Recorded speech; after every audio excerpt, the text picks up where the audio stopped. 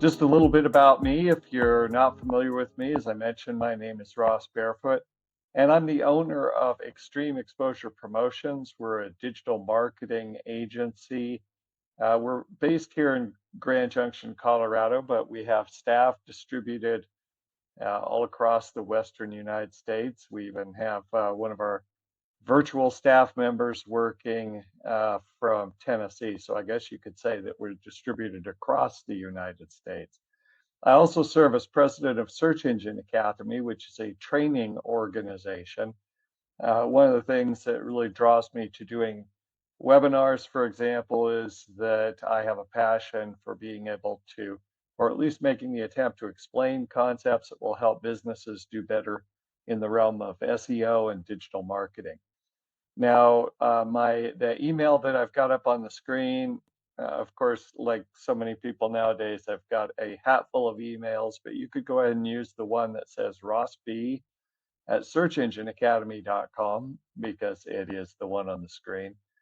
And so also, I would love to have you connect with me on LinkedIn, and you can see that my profile there is at linkedin.com/Ross Barefoot. Now, my background is that I've spent, quite a long time, 35 plus years in small business management. In my prior life, I managed a business that had nothing to do with the internet because it was before the internet came along.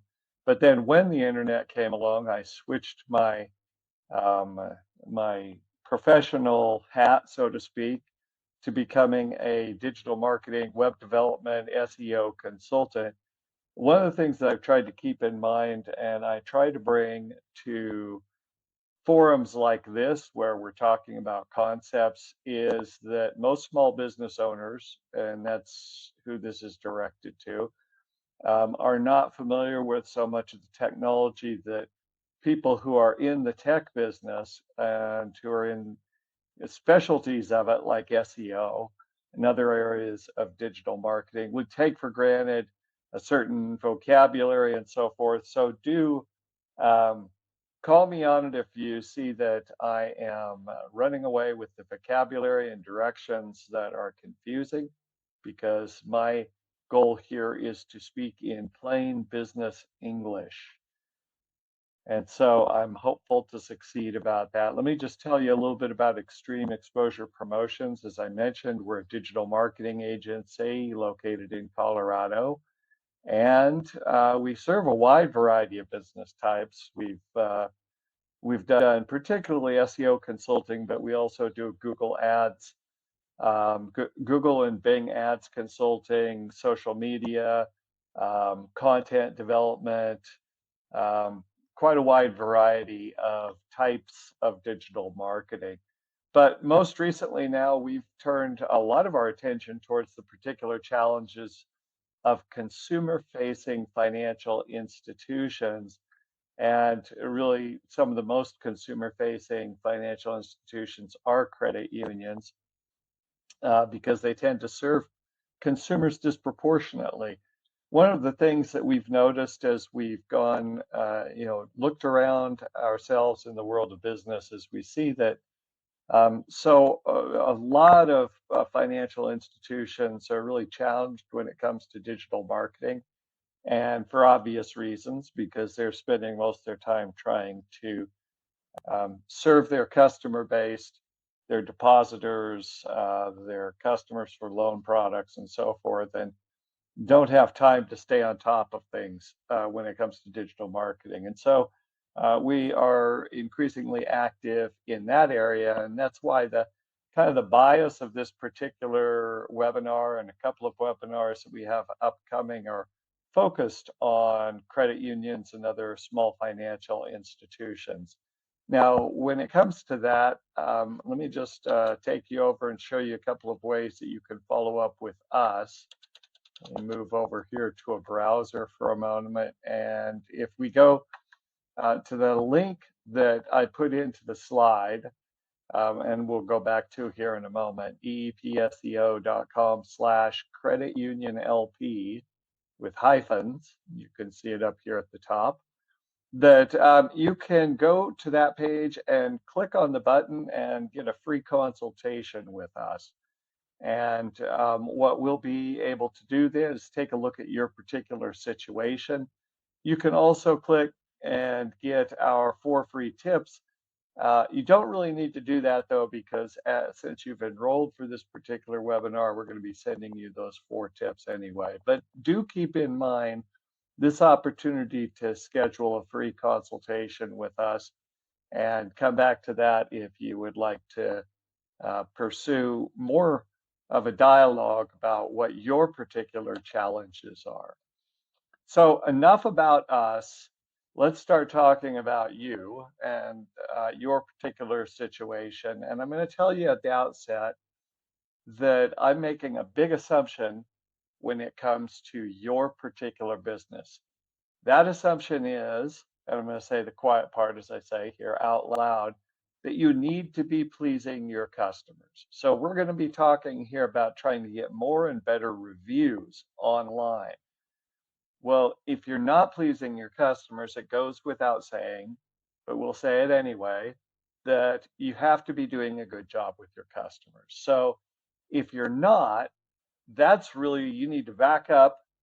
Maybe you need to watch this, but then go back to your business model, and you need to start working on pleasing those customers, because unless you're getting the majority of your customers satisfied with your services, it's going to be really hard to encourage and to be able to succeed at improving your review profile.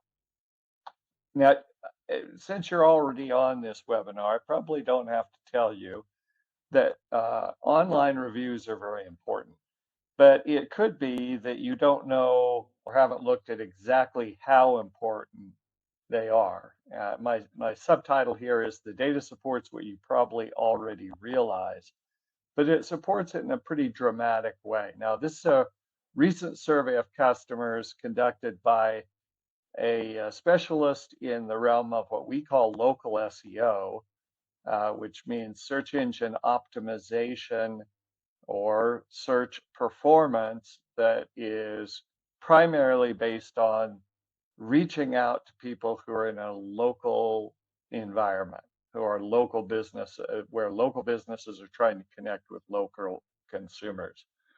Now you can see here, this shows you the 3 bars represent progression over the last 3 years, but let's just take a look at the green bar that indicates 2024. How often do consumers read online reviews when browsing for local businesses? Well, we can see here that always is a third. A third of consumers won't really make a decision about what business they patronize unless they have first checked their reviews. And then the regularly component of this is 42%. So basically what we're looking at here is 75% of consumers are heavily dependent on reviews before they go out and make a decision about a local business. And of course, I would imagine it might be even higher when it comes to your credit union or bank, if that is indeed your sector that you're in, because in that case, consumers are really looking at a highly service-oriented business, one where they need to trust the partner that they create a relationship with. So these numbers, if anything, are probably show that that reviews are even more important for the type of customer that you're trying to reach. Now, one thing I would like to bring out here, and this is particularly the case because we don't want to act like you have to be perfect, that you never get a bad review or you're sunk, which is definitely not the case. And you may also realize this as well. You need to shoot for good, but not necessarily for perfect. And so I thought I'd put this result from the same survey. What's the minimum average star rating a business should have for a consumer to consider using it? And you can see most consumers, very few, hardly any, are saying, oh, this business has to have 5 stars or I'm not going to be paying attention to it. That's just not the case. But if we look at the kind of where the point of the bell curve is here. It's right in this 4-star area. So that would be the minimum. So people would be looking and showing here the most recent data is 37%, although it's fairly consistent across the last 3 years. But about 37% want to see a 4-star rating. Now, there's been a little bit of a drift towards a minimum of a 4.5-star rating. And then 5-star rating, pretty small. But you can see that once you drop below that average of 4 stars, then people start to become much more skeptical. You will reach some of those people, but this is about the time that, let's say you're a credit union or a bank and you've got 5 or 6 branches. What you need to do is you need to say, okay, what are the star ratings of each of those branches as they appear in Google? And we'll be talking more later about how your branches can appear in Google. And when I say later, I should say in future webinars, we're going to be talking about the position of specific branches in Google search results. But if you've got, for example, 5 branches, each of those should appear um, on its own, what's called a Google business profile. Google is going to show each of those branches separately, and each of those branches is going to have a star rating separately. So if you have 5 branches, you have 5 opportunities to get 4 stars or better. The flip side of that is you have 5 opportunities where you might be getting some poor reviews that are dragging your average down. Let's take a look at just one more way to look at the importance of reviews, and that is the number of reviews. So this survey also asked the question, what's the minimum number of reviews a business should have? Now, to be fair, this is going to be varied to a certain extent based on the type of business that you have. If a business is very, very highly specialized, then typically, and particularly if it's B2B, you're not going to have the same kind of demand for quantity. But that's not the case with banks and credit unions, is it? So typically people are looking here, and you can see again where the distribution is, that typically you really want to be up in this realm where people are going to see 20 or more reviews in order for them to pay attention to you as a well-supported, well-documented business. So if I go over here to the browser again, let me go to a different browser screen actually. Sorry, one of my big challenges in doing a webinar is just trying to figure out which browser I want to go to. So here's one where I've done a search and I've simulated a mobile device. And this is credit unions or banks. You can't see the whole query here, but it's credit unions or banks near Chicago. And so put yourself in the place of a person who is on their phone and they're looking to connect with a financial institution. And as they scroll through it, they're going to see immediately, they're going to see the stars. And my experience is typically they're going to look at the stars first. And then once they look at the stars, they're going to look at the number of reviews. Again, if they're doing this on Google.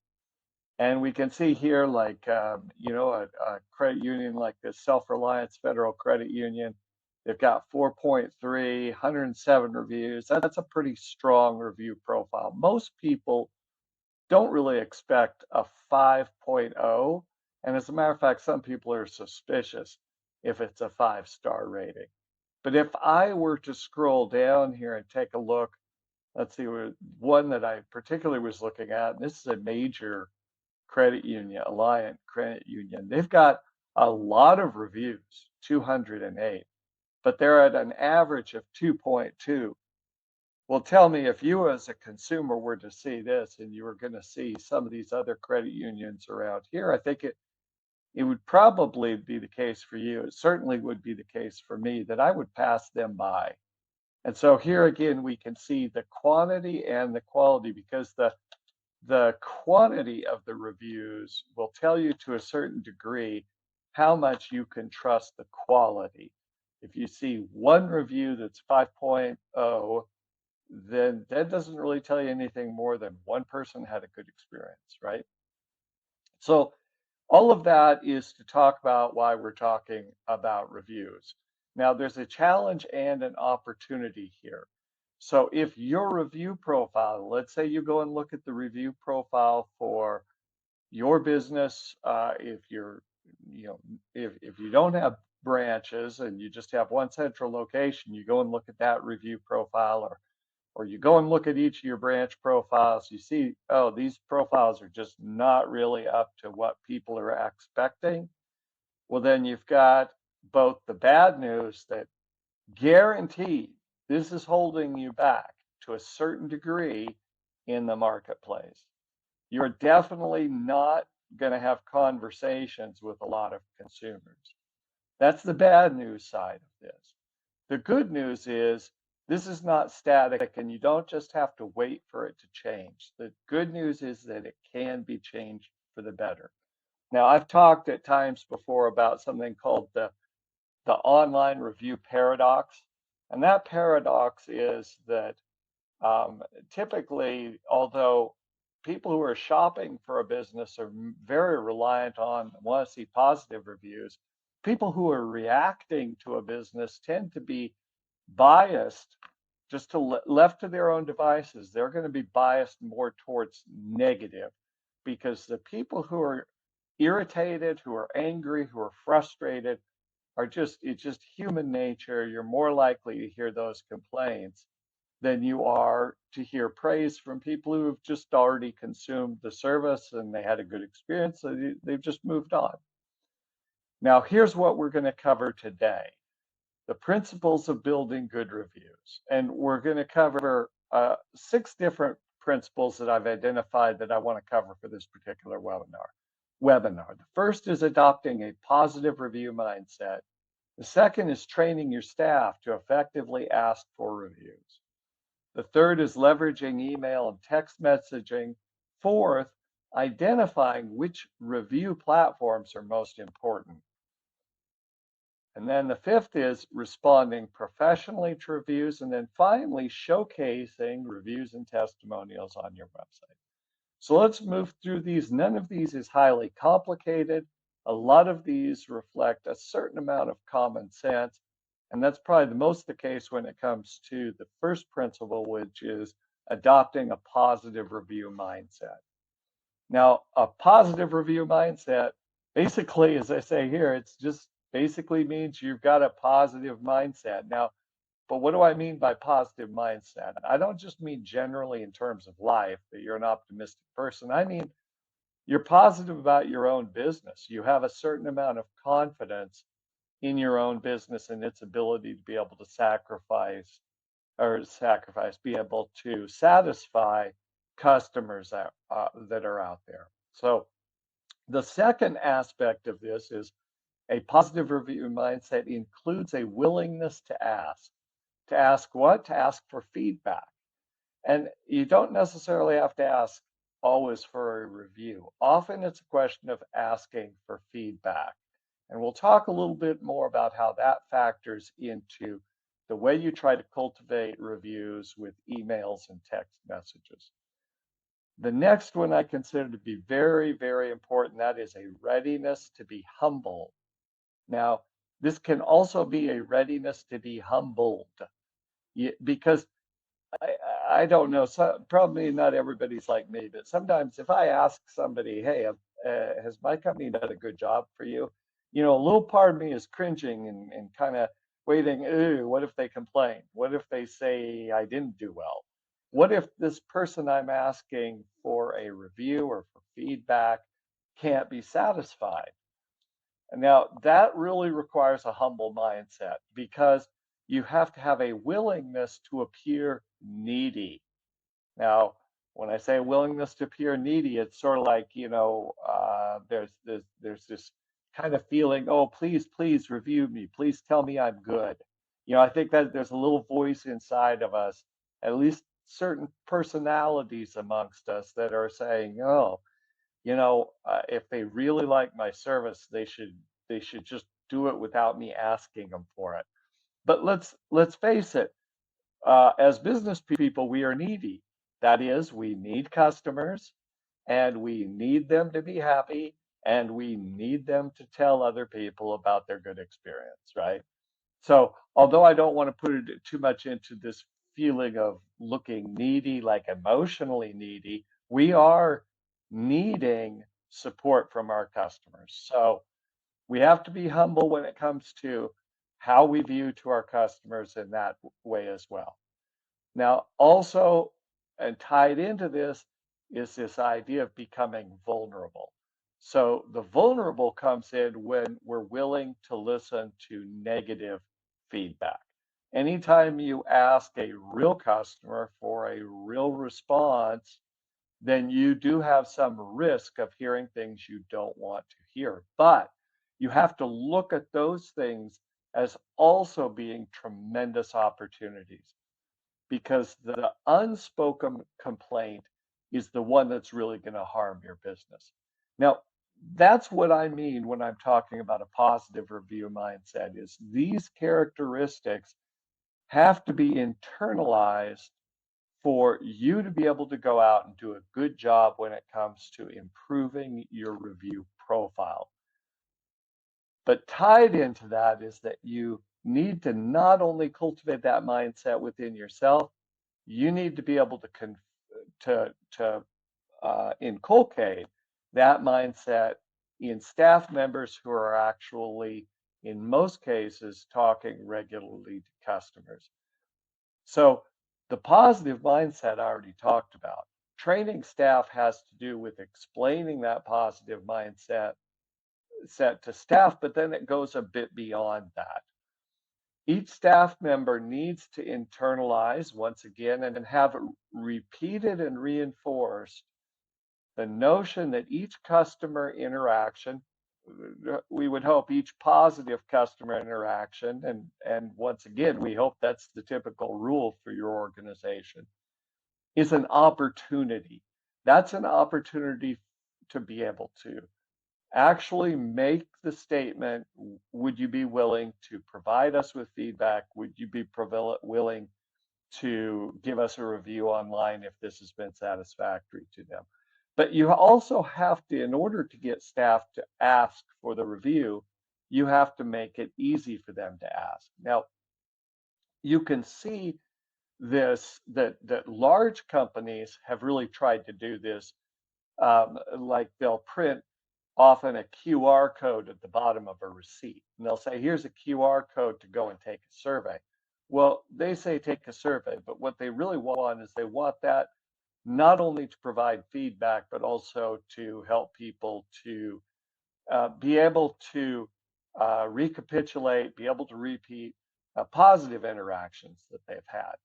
So the way to make it easy for them to ask is to do things like creating cards that staff members, let's say we're talking about tellers at the teller window, if they have cards that basically have the ask on the card or handouts, and then that we consider incentivizing the ask. Now, I'm talking here about incentivizing the staff in the way of tracking handouts that are made, contacts that are made, asks that are made of consumers, and in some cases, it's not going to be as, let's say, data driven as somebody like a Kroger supermarket or a Walmart or somebody else who has a QR code and they're tracking it.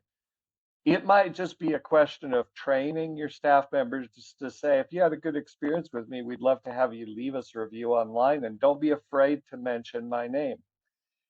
And as you as an organization see staff members mentioning the names, or see, pardon me, customers mentioning the names of staff members, and you'll see that happening, then you need to be able to provide some sort of reward, even if it's praise or recognition that will make the ask by your staff members something that will incentivize them to be able to do that. Now, staff members should also be trained that when they ask the customers that they would like to have them review your organization, they need to say that it matters to them. This is really important to me and to the bank, to the credit union. This is important to us so that we can let other people know that we're trying to give a good experience to everybody. So staff members, if you look at these as just have the positive mindset, make it easy for them to ask, consider incentivizing the ask, and then also reminding staff members to tell customers, yes, this is important to me personally. Now, along the line of making it easy for staff and customers, I had mentioned already creating materials such as cards and handouts, but one of the key things is to make review links easy to remember and easy to type in. So if you're asking somebody, let's say you print on a card a link where they can go and give you a review. Let's say it's a link to Google, and we'll talk about how that's still the number one platform where you want to boost those kind of links. And you put in this cryptic long link, nobody's going to type it in. Nobody is going to remember it. For example, Google will give you a short link that you can use. Now it's shorter, but it's also pretty cryptic. So my recommendation is that you consider using a link shortener with a vanity domain. Let me just show you how this would work. I'm going to go over here, for example, to our own Google business profile. And so you can typically find yours by searching on your name. If let's say you've got a number of branches for your bank or credit union, you'd put in your name and then the city, and typically it's going to call up your Google business profile on the right, and there you can see, of course, the reviews and the stars. Now, you need to be logged in with an identity that allows you to manage this. That's not within the scope of this particular webinar. If you don't know how to do this, you probably have somebody in your organization that manages your business profile on Google. That's one of these things that if you're uncertain about what I'm talking about or how to do this, go ahead and hop on over to that page that I showed you and schedule a free consultation with us. We'd be glad to give you a few pointers on that. So this up here shows that I'm logged in with an identity that allows me to manage our business profile. And notice one of the things I can manage is reviews. It says read reviews, but we're going to click on it anyway. And this is going to show us the reviews that we have. And then up in the top right, it has a button that says get more reviews. Once you click on that, then Google gives you a short link. Now, the value of this short link is if you give this to one of your customers, let's go to a incognito window, in other words, a blank window here, and we go ahead and plug that link in. Actually, I'm not going to need an incognito window. Let me go to a different profile. Let's do this one, all right? This is where I have a fake user logged in. And if I go to a new tab, paste in that review. Notice that it's not just going to go to the extreme exposure promotions review, but it's also going to pop open a review window right here. Very, very easy to do that. So it is easy to do that, but it's not so easy to remember that link, is it? Now, later I'm going to be talking about sending out emails and text messages, and you can make it a hyperlink in those so that somebody can tap on it. But if you're going to be putting it on a business card, consider using a service. Bitly is a very common service.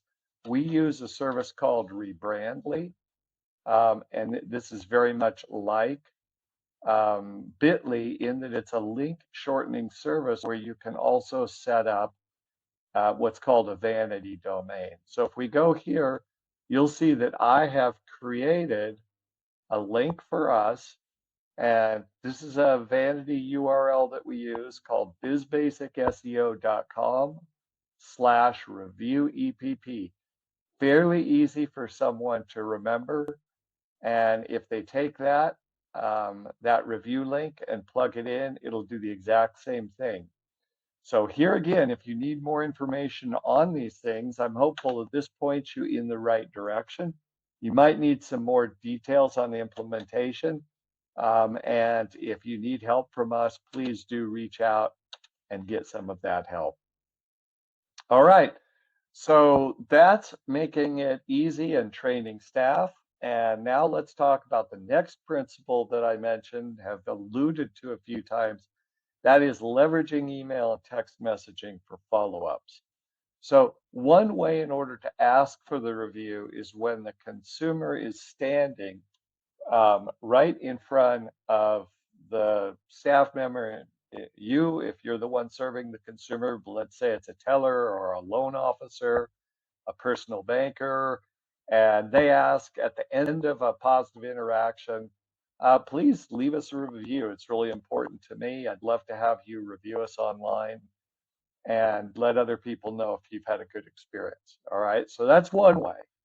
The other way, though, is to send follow-up emails, and really ideally both should be promoted. Now, typically, as part of your onboarding process, you're going to be getting information, including an email address, often a phone for text messages and so forth. And then usually for most institutions, they're going to send a welcome email or perhaps an email with how-to information as part of the onboarding process.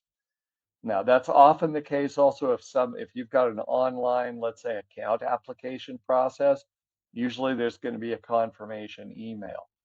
But regardless of whether they get a welcome email, in my opinion, and the opinion of our organization, ideally they're also going to get an email that includes a very brief satisfaction survey and an easy path to selected review platforms.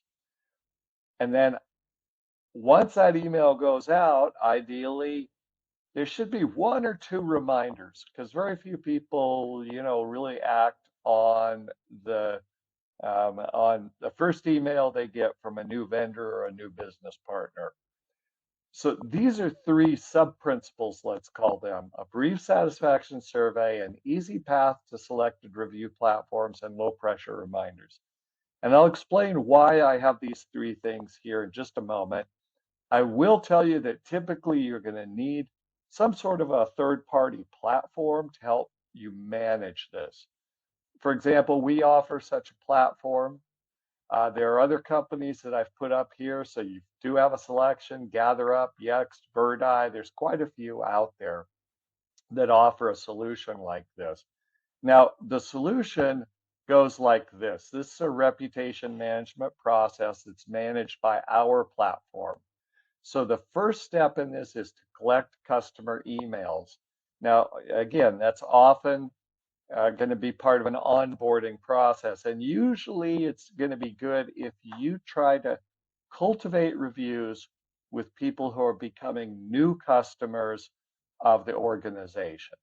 So once you have those emails, of course, you're going to input them not only into your business systems, but let's say also into an integrated reputation management platform. Now, often this can be done just by taking, let's say, a spreadsheet download of people who have signed up for banking services, let's say in the last 2 weeks.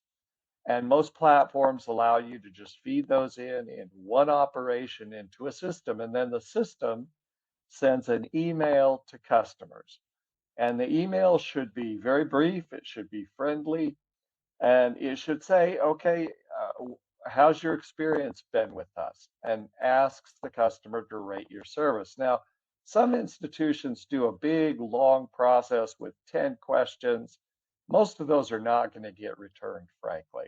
So, for example, we use a process like this. And when we do a process like this, let me see if I've got one of these open right now. Let's see. I thought I did. I'm going to have to come back to this. Actually, it's on the next slide that I have. So I'll come back to it because I did a screen capture for the next slide here. So just hang tight for a moment on that. People see an email link and they can click on that to rate your service. And so here's, for example, one that we have used at the Search Engine Academy. So the email goes out like this. Thanks for learning with the Search Engine Academy. We know you get a lot of these requests for feedback. And if you don't have the time, we understand. But whether you had a positive or negative experience, we'd like to hear about it. And then they're given a chance, very easy. Just are they likely to recommend us, or are they not so likely to recommend us? And so that's the type of thing we're talking about here. When I talk about a brief satisfaction survey, we're talking about something that is indeed quite brief. All right, so the customer can click, and once they click on it, they can click through. If they are happy, they'll send you, that feedback. If they're unhappy, then here's the advantage of this. You'll know about it much sooner than you otherwise would. And you'll know that the customer is unhappy. You'll be able to follow up with them because you already have their email. Once you follow up with them, there is a chance at that point to turn an unhappy customer. If you try to solve their problem for them, you turn an unhappy customer into a fan of your organization. So you first of all have a chance to remediate those customers, and then you can manage their reputation by guiding happy customers to an opportunity to be able to review you online. And for this, I do want to go back here, and I'm going to pour through. Let's see. I just need to find the link that I have to be able to show you a little bit of the inside of the process that we use. This is one of those webinar moments where I thought I had everything set up, but not quite. So once again, I'm going to ask for your patience for a moment.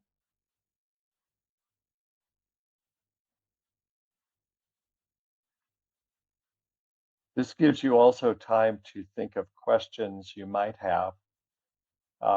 If I do an extremely good job, I'll explain it well enough that nobody will have any questions, but that's usually not the case. So let's see here. Almost got what I need.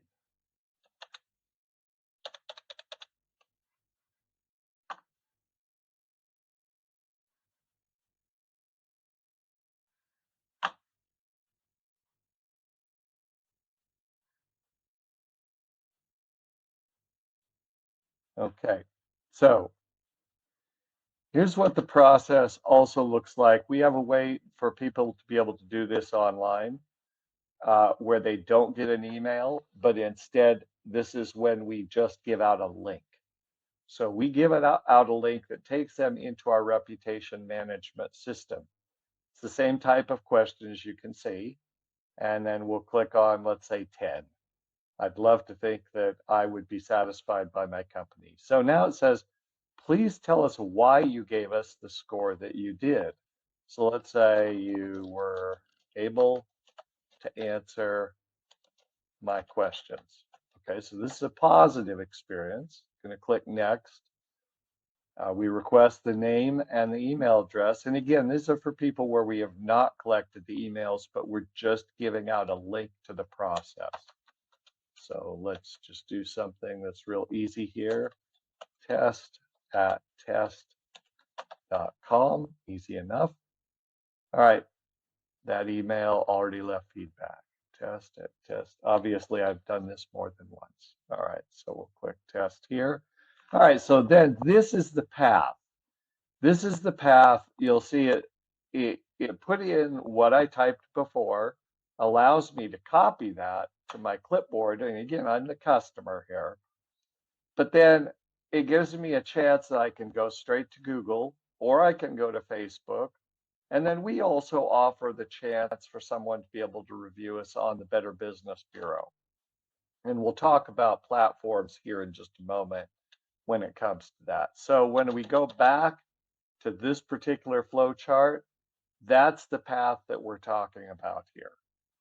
So I hope that my delay there didn't make it unclear. And so here again, this is a screen capture that'll be in the slide deck that shows you something about that. All right, let's move on though, because we're already 45 minutes into the webinar. So let's move into the next principle, which is identify key review platforms for review requests. Here I'm going to go back to the survey that was conducted by Bright Local. Let's take a look at which platforms you need to focus on. And notice the title of my deck here is Focus on the Big Three. And then I change that to two. Of course, that's a clever way of saying the big three are Google, Facebook, and Yelp. But I need to tell you that Yelp is one that we never try to send people to because it's against Yelp's terms of service to ask for someone to review them on Yelp.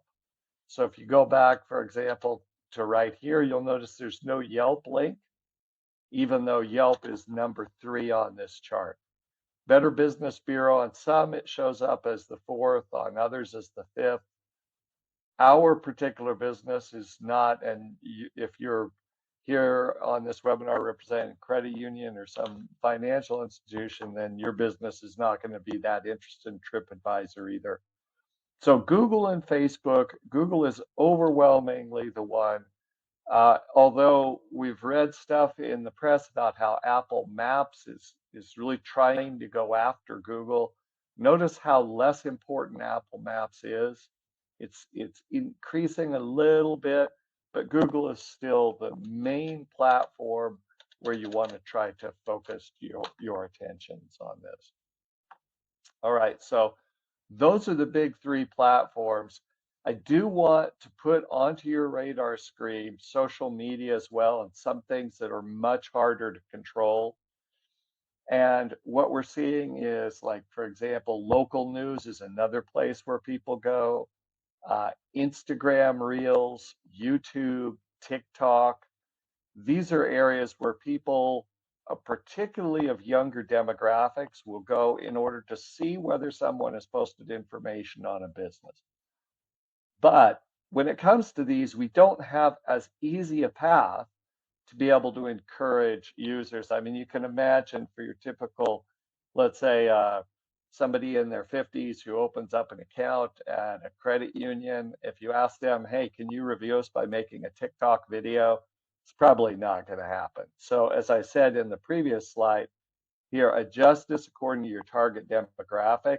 For most financial institutions, their targeted demographic is going to skew more towards established adults. At the same time, notice this particular question that was on the survey. How many review sites or platforms do consumers check before deciding to use a local business? And you'll notice that the majority of people check more than one. So even if, let's say, some of your demographic is on Instagram or TikTok, they're probably going to also be checking Google for reviews as well. So just keep that in mind and don't feel like you have to cover every single platform that's out there. All right, the next principle is responding to positive and negative reviews professionally. Now, the first and most important aspect of this is simply to respond. Respond to every review that comes up. Each one of those reviews is an opportunity to demonstrate that you are engaged with your customers. Well, why would this matter? Well, first of all, it matters to that specific customer. Of course, that's just one customer, but still, every customer does matter. And it matters to any prospective customers that are looking at that review platform. So if I'm going down, for example, if I had showed you before, let's see, where was it? Where I was taking a look at reviews for credit unions in Chicago. If I'm looking at this and I tap to go through to the reviews and take a look at the review and then see that nobody has responded to that review. Now here we can see the response. Thank you so much. All right, I can see that they're paying attention. And that matters a lot, that they're paying attention to what people, that you are paying attention to what people are saying about your organization. Now, finally, it matters to Google. This is really important because Google wants to see that you are engaged. Google wants to provide quality results to searchers. If they provide a result to a searcher for a business that obviously is not at all engaged with their customers, in Google's philosophy of the internet, they have just provided a poor quality listing to that particular searcher. So we need to be able to indicate to Google, hey, we're involved with this. Please show our listing because as a business owner, we're trying to keep people happy. So there are two different types of reviews, naturally. You're going to have positive reviews and negative reviews. Now, I just grabbed these from near me in town. This is from the Super Credit Union.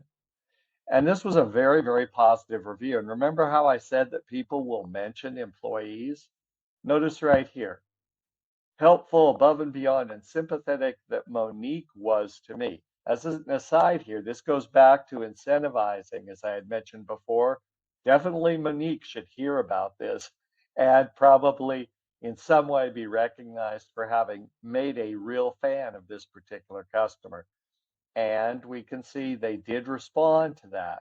Hi, Diane. We're so happy to hear you received such great service from Monique. Notice how this is personalized. And we appreciate you taking the time to leave such a kind review. All right, that's all it takes. The tougher one, of course, is negative reviews. This is from the same business. If your family member has a loan with them and passes away, they're going to continue to harass you about it, blah, blah, blah. And if you call them about it, they just ignore you. Now, this is what I consider to be a perfect response. Hi, Ash. Thank you for taking the time to share your experience. We're so sorry for your loss, and we're sorry about any frustration our communications have caused. So they specifically acknowledge the problem in detail, and then they give a name. Our Senior Vice President of Lending, Ian, is eager to help. At your earliest convenience, please call his direct line at. Now, notice they don't try to make excuses. They don't try to argue. They don't say, well, you did this or you did that. They don't try to justify. They immediately give the customer a path to resolving their problem by taking the conversation offline. And this could be phone or it could be email. So that's exactly what needs to happen. Now, if I'm looking for a place to put my money or a place to take out a loan, and I can see they're that interested, even if things go south for whatever reason, if they're that interested, I want to certainly give them a consideration, especially since I just read right above it this particular review. So you can see how we can leverage positive and negative reviews. So now we're finally at the last point that I wanted to cover, which is showcasing testimonials on your website. And this is a key factor in building trust. Just to understand this, I just want to explain the difference between first-party and third-party reviews. Now, first-party reviews are reviews you gather with your own systems. For example, for us, when we ask for a review, someone can leave a review in our feedback system, or they can leave a review on Google, or they can do both. All right, that's what that will allow them to be able to do. Now, third party is reviews from sites like Google and Facebook that you then display on your website. So I'm just going to show you a couple of examples here. One is just using ourselves as an example.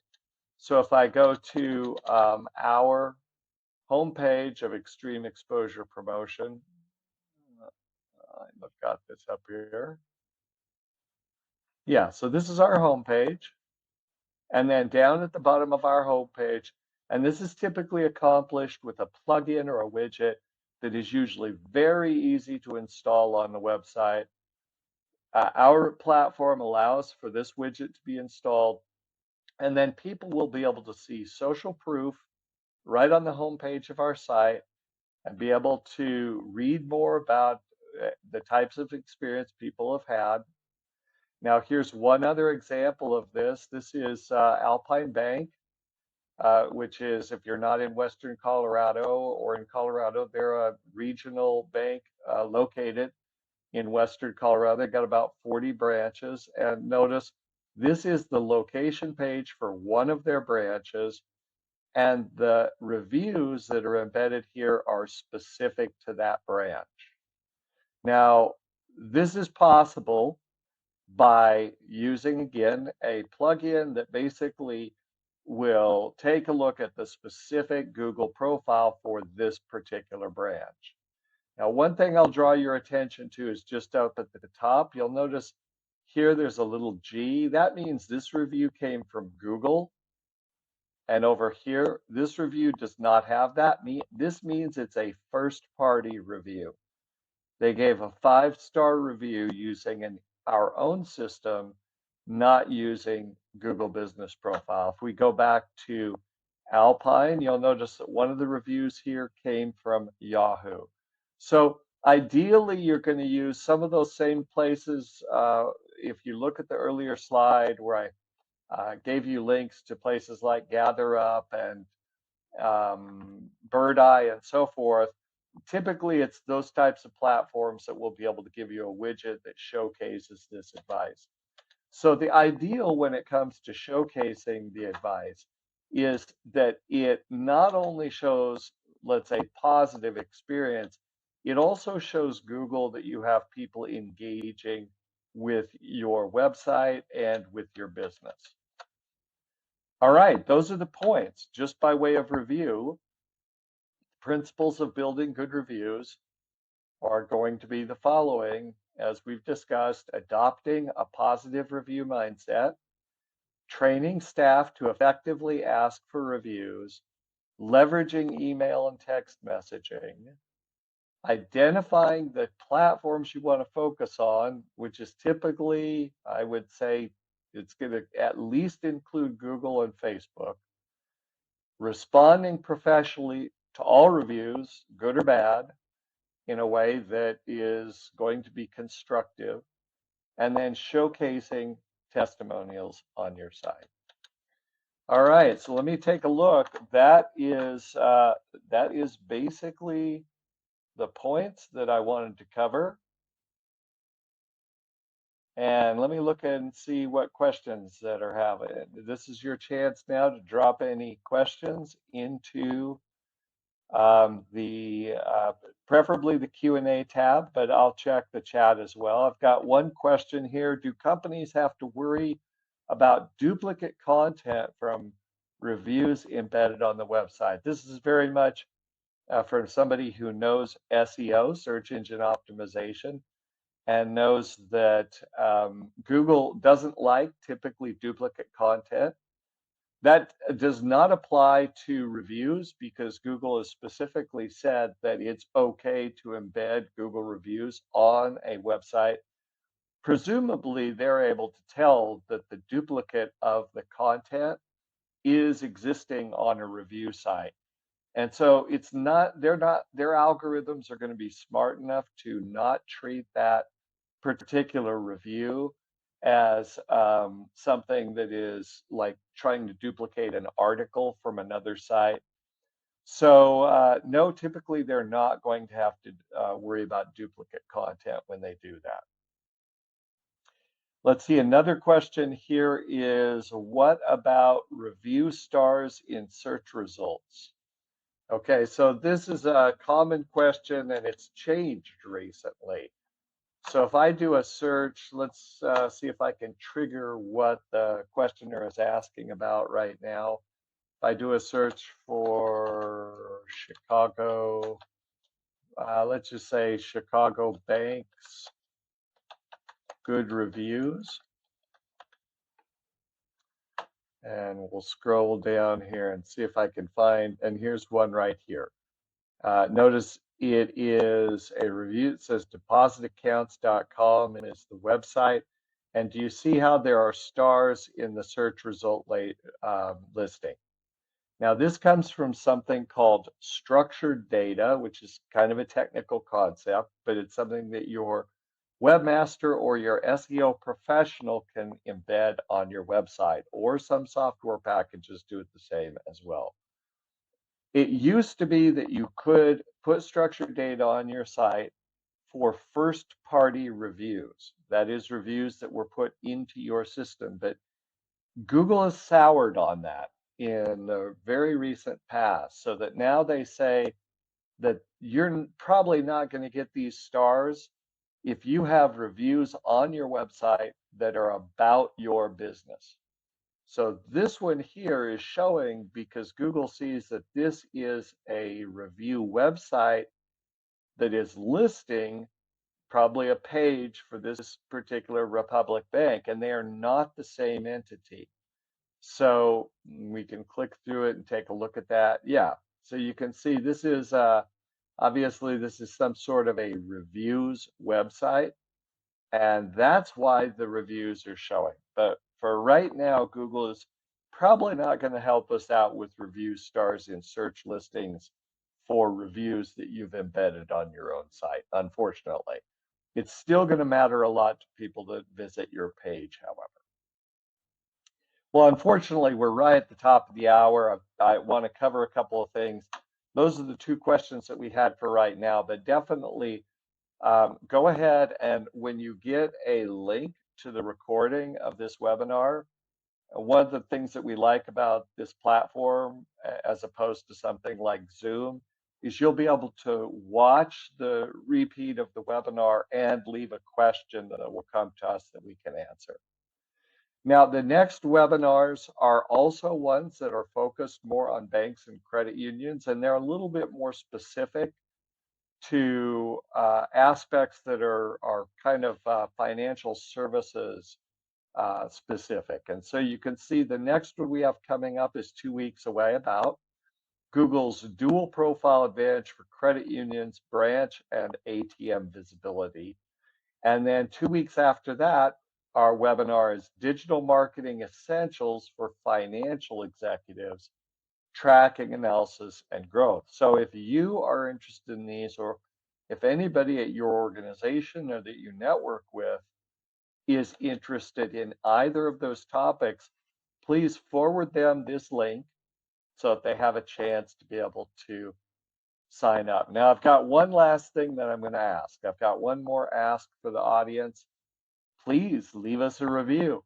You should know by now that this is the link, bizbasicseo.com/review-EEP. So it does matter to us. Maybe my employer will give me some recognition or an incentive if you go online and give us a review.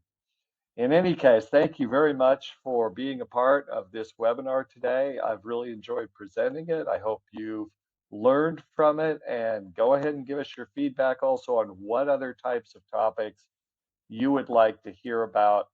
And that's all that we have for today for you. So goodbye and have a great day.